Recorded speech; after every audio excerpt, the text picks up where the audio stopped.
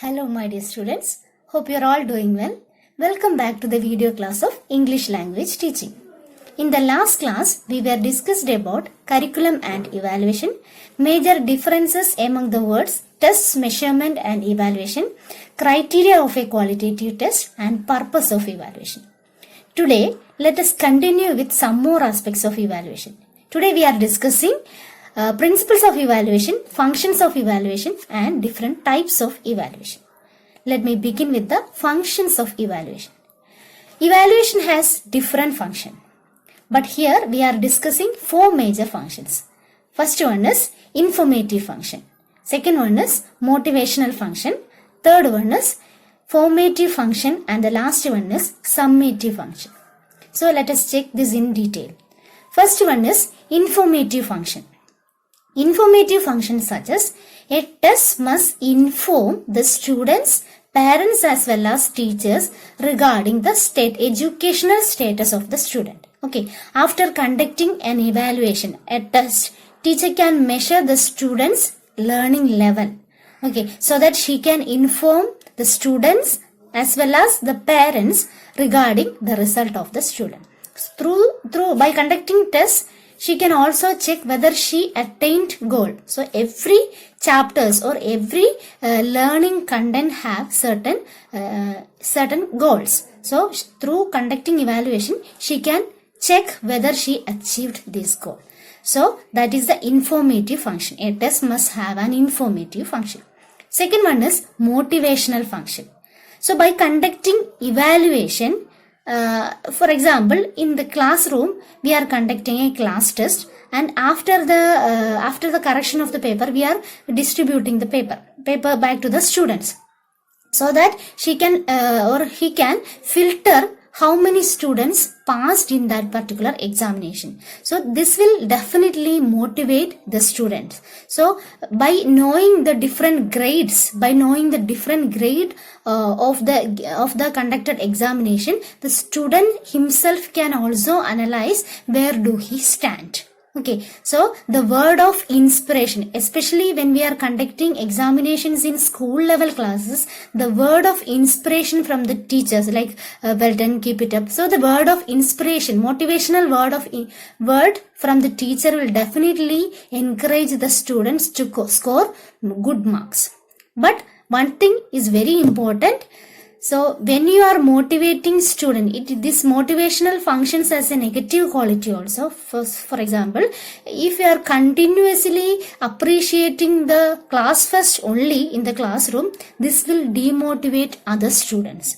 So they think something wrong about you. Okay, so this motivation, don't misuse that motivational function of evaluation. So that is about motivational function. Third important function is formative function. I had already mentioned you conduct a test in order to evaluate a student or in order to judge a student. Okay, so by conducting tests, you can check what you have already done, whether it is achieved by the student. So for each and every educational content, there must have certain goals. Okay, certain educational objectives. So by conducting tests, you can check whether you achieved that goals. And this test also help you to plan for the future. Okay, so this formative function suggests what was done. Okay, by conducting examination, you can check what was done and also you can form the future performance and development of a student's personality. Okay, so what should you plan for the future? Okay, so test must help you to think about that also. So that suggests the formative function. So the third function of evaluation is formative function. Next important function is summative function. From the name of that word itself, summative, it is clear that to sum up. We conduct tests in order to sum up what we had already done, what we had already delivered to our students. Okay, so the function of evaluation is to sum up what was done and what was achieved. and it also help you to sum up the completed portions and drawing conclusion. So that is about the function of summative. So we had already discussed 4 major functions: informative function, motivational function, formative function and summative function. The next topic we are discussing is principles of evaluation. So in this topic we are discussing 4 major principles. Principles of systematization, principles of continuity and remediation, principles of objective based testing and principles of comprehensiveness. The first one is principles of systematization. Our test must be systematic. So as a teacher, when you are planning for a test, you should inform the students before the test. That means students are informed prior to the test so that they can prepare well for the examination. Okay, and teachers also must prepare their test items beforehand. It seems that some teachers are, after announcing the test paper, teachers are coming to the class and within the class itself she is giving the questions by checking the textbooks. Don't do that. Teachers must select the test items beforehand. And one thing is very important, teachers should evaluate the answer sheets and give back to the students. This will help you to find out what are his drawbacks or what major portions as he seemed is weak. So this is really important in the process of teaching learning. So evaluate the answer sheets as early as possible and give back to the students. So this refers principle of systematization. Next important principle is principle of continuity and evaluation. I had already mentioned evaluation is a continuous process. So in the time of teaching learning process, this teaching learning process and evaluation, this should go side by side because these two are integral part of an educational system. So the sequence is teaching, testing, reteaching, testing. Okay, so teaching, testing. So first of all, we teach the students. Okay, then we make analysis. So we make judgment. For that, we are conducting tests.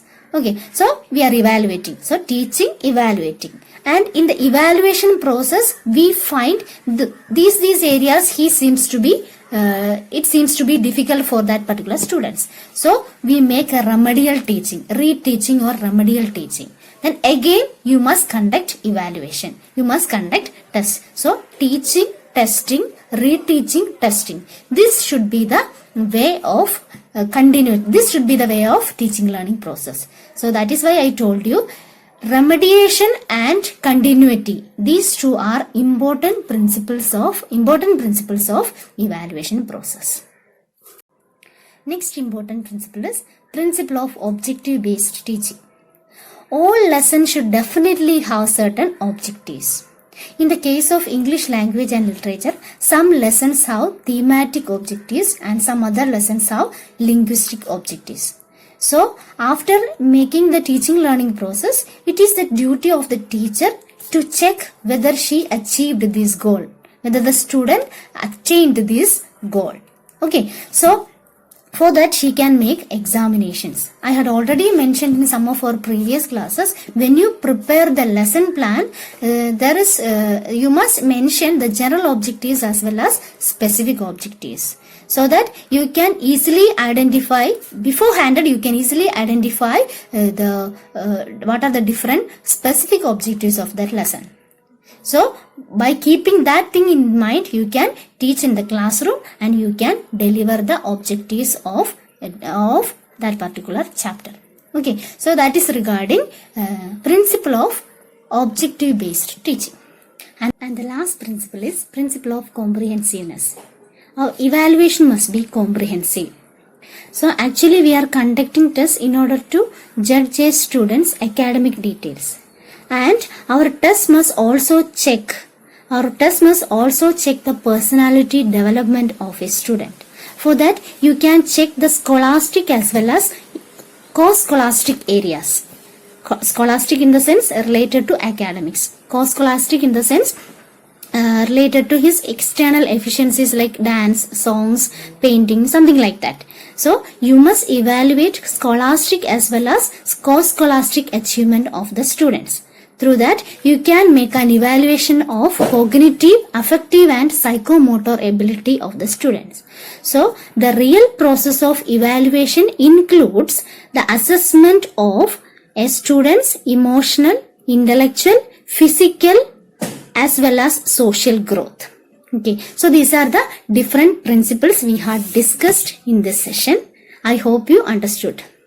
Okay, my dear students, we are moving to the next topic. Next topic is types of evaluation. Evaluation is classified on the basis of different aspects and criteria. So here we are discussing major classifications only. First one is formative and summative evaluation. Formative evaluation usually carried out during the academic year. So for each consecutive 1 or 2 months, we are actually conducting class test.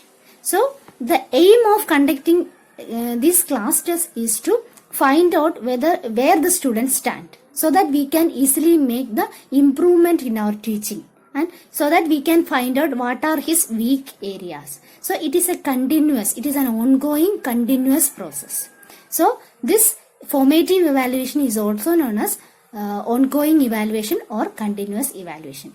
Whereas summative evaluation, it is usually carried out at the academic year end of an academic year end. That means summative evaluation suggests to sum up what was already the teacher had delivered. Okay, to sum up and to evaluate what that student had already learned in that particular educational period. Summative evaluation is also known as terminal evaluation. So at the end of an academic year or at the end of the semester, we are conducting an examination. Such kind of examination is a summative evaluation. That is terminal evaluation. So formative evaluation is also known as continuous or ongoing evaluation. Summative evaluation is also known as terminal evaluation. Another type of evaluation is formal and informal evaluation. Formal evaluation suggests students are previously informed by the teacher about the test, so that they can prepare very well for the examination. Okay, so that is the teacher is conducting examination in a very formal way. It can be oral or written test. Informal evaluation suggests teacher is evaluating a student through close observation and through informal task. So it is usually conducted in the way of counseling a student. Okay, so by closely observing by the close observation by the teacher, a student is analyzed, or student is evaluated. That is informal evaluation. The third type of evaluation is norm referenced and criterion referenced evaluation. So for norm referenced evaluation, we are selecting a norm or a group. So on the basis of that norm, we are evaluating a student. For example, let us take into consideration of a class, and the one student is studying there, and suppose his name is Raman. So after conducting the science test, the teacher is declaring that Raman stood first in this classroom for this science test. So we are evaluating Raman on the basis of that group. That group means that class is a group. So it is considered as a norm group or a referent. So such kind of evaluation is known as norm referenced evaluation. Another type is criterion referenced evaluation. Criterion referenced evaluation suggests we are conducting evaluation on the basis of certain criteria. So let us consider this same example in this case also. So in this case, the teacher declares Raman got 93% of marks in science test. Okay, here he is taking the criteria of what he can achieve. She is analyzing. The teacher is analyzing the performance of Raman in terms of what he could do. So that is why she declares that he got 93% of marks in the science test without referring that group. That group means that class. Okay. So such kind of evaluation is known as criterion referenced evaluation. Another type of evaluation is subjective and objective evaluation. So a teacher must evaluate the answer script of the student as objective as possible. Okay, if the teacher's personal prejudices will influence the evaluation process, that will definitely affect the result of the student. Okay, so but in the case of the evaluation of some essays or poems, definitely subjectivity will affect. But in the case of OMR test or MCQ test, we can adopt objectivity. So in educational process, in the teaching learning process, there should be subjective examination types are there, and also objective mode of subjective mode of evaluation is there, and also objective mode of evaluation is there. And the last one is internal and external examination. Internal examinations are usually conducted within the educational institution. Model exams are the best examples of internal exams. And the last one is external examination. External examinations suggest examinations are carried out by the external faculty. For example, in the semester end, we are usually some courses are conducting viva voce examinations. That is an example of external examination. So all these are the different types of evaluation. Next area we are discussing is different types of tests, and in this session we are discussing mainly oral tests and written tests. Oral tests, as you know, it is conducted orally. Viva voce examinations and reading tests are examples of oral examinations. And written type is also in the case of written types of tests, we actually adopting three major type of questions: objective type questions, short answer questions, and essay type questions.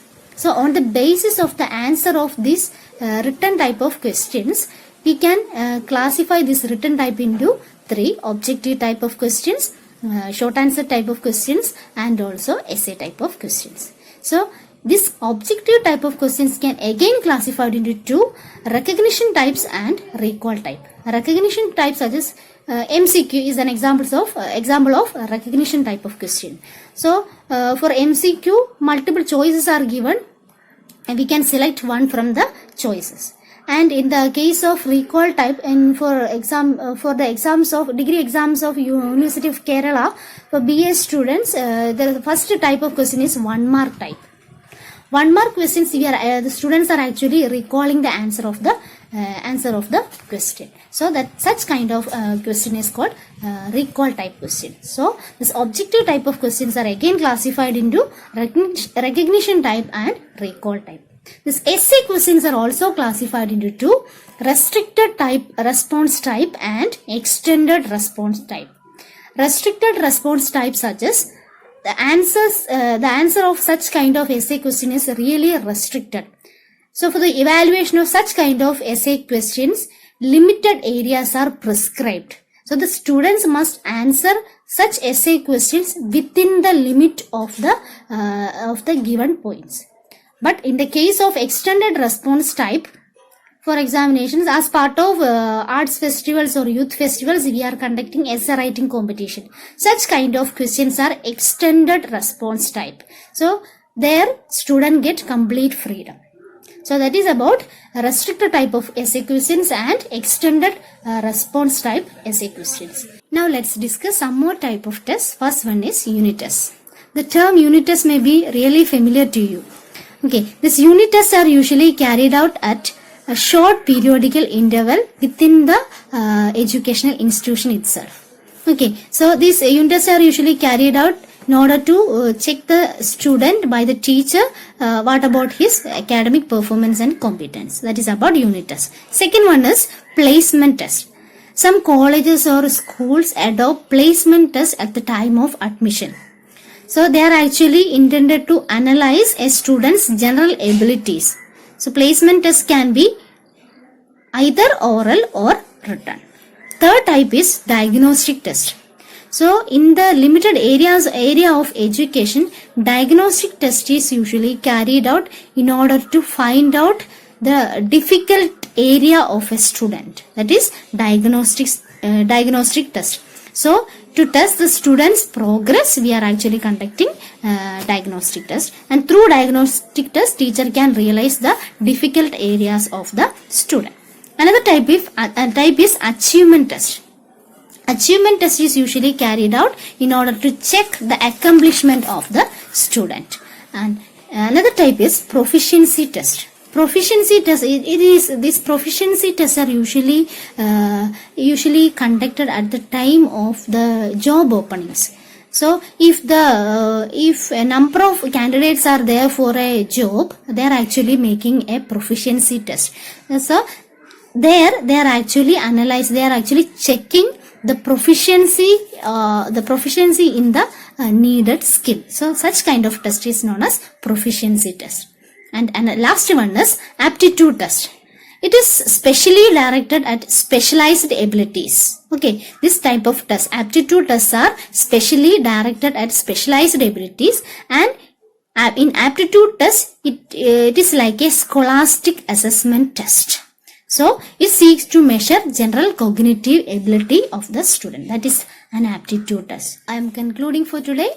I hope you understood all the sessions we had discussed today. So see you in the next class. Thank you.